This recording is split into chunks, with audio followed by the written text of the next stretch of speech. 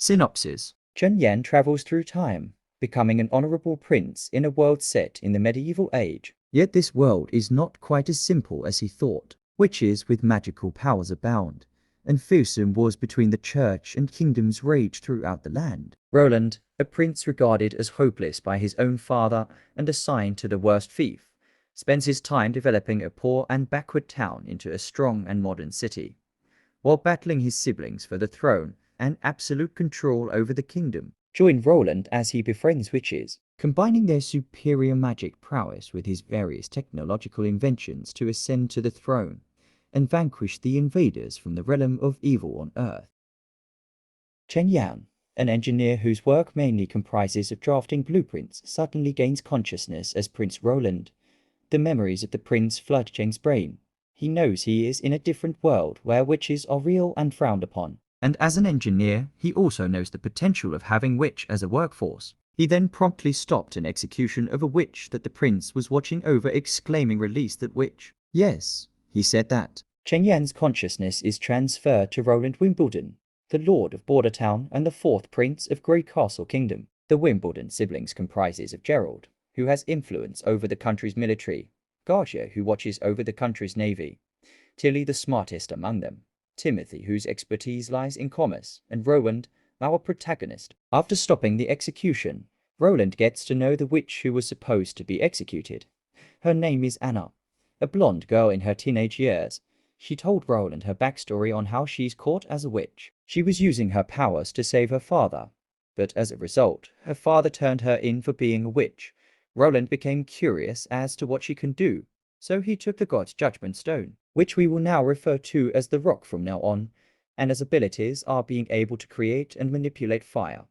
Roland, as an engineer, he knows the usefulness of fire in an industrial aspect. Roland then decided to hire Anna while keeping her as a secret from the masses. He and Bar of Mons made a quick assessment about the status of Bordertown in all aspects and surmised that they are fucked, and that's when he claimed Anna can help them grow even as a witch.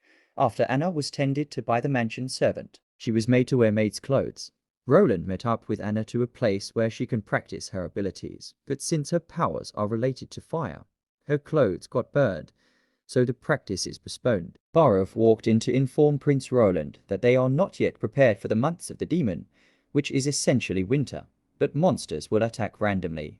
One choice for the town to survive is to take refuge in Longsong Stronghold. Roland had a tea with Anna and asked about all the things that the town usually does on a month of demons. She explained that taking refuge in Longsong Stronghold will guarantee their survival during the cursed months, but it comes at a great price, since all harvest that the border town made will be handed over as payment, and they will not be treated fairly by the stronghold.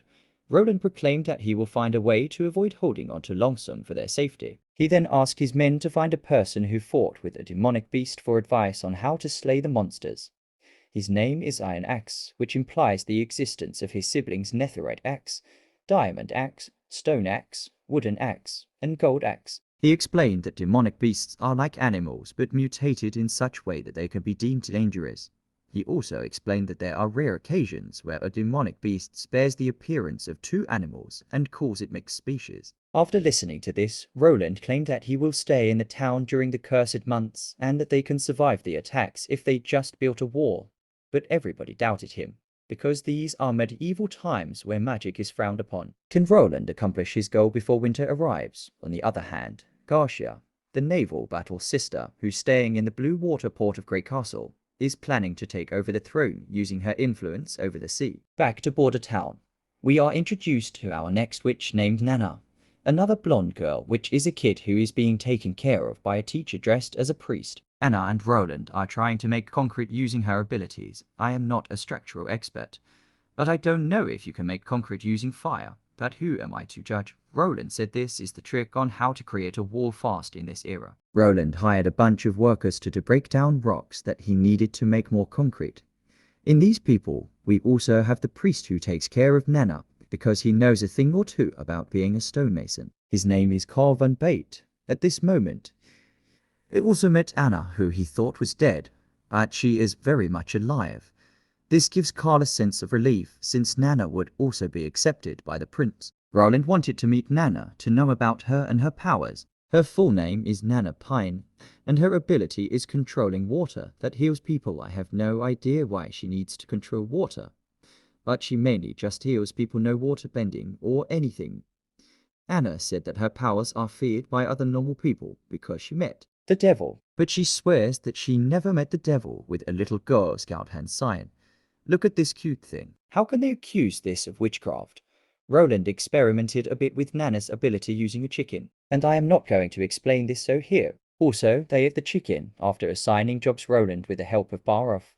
Our prince had a lot of free time, but you know what's not free? Literally everything. The funds of the whole town is running low, and the only reason they can still function is because Roland is using his own money to fund projects. But since before the Ezeka part, Roland was originally a sleazy guy who literally just fucks around and finding out. So Roland, after Ezeka using his own money for the progress of the town, is a surprise for Baroff, leading him to think Roland is possessed. And then here comes the representative of the Longsung stronghold to claim the payment for their refuge, which are supposed to be a bunch of ores. But it's missing. That is because of an accident in North Slope Mine. Roland also decided to trade the ores he harvested to Willow Town south of the border town for a fair trade. Because of this break in usual business, the representative promised better treatment to the border town in exchange to continue its usual business. But Roland doubted that he could convince the other families for a fair transaction. The representative asked what will Roland do during the cursed months. Our prince said a wall will help him survive, like the Great Wall of China repelling northern nomadic invasion. The representative wanted to see the wall for himself. After this interaction, Roland returned to his chambers to get a good night's rest, but he gets surprised by our next witch, who could be an antagonist or protagonist. I won't spoil, don't worry. But her nickname is Nightingale, another blonde fucking witch. But this time, she's not a teenager like Anna or a kid like Nana.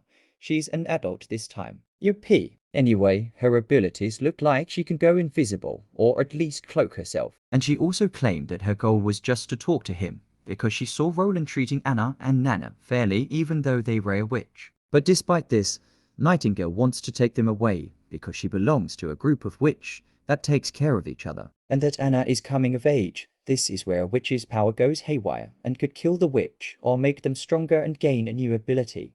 Obviously, Roland declined because he found out that this group of witches called Witches Association are heading north towards the mountains. But the main reason why they are hiking there is because of the rumored Holy Mountain. With that, Nightingale asked for a chance to convince both Anna and Nana to come with her.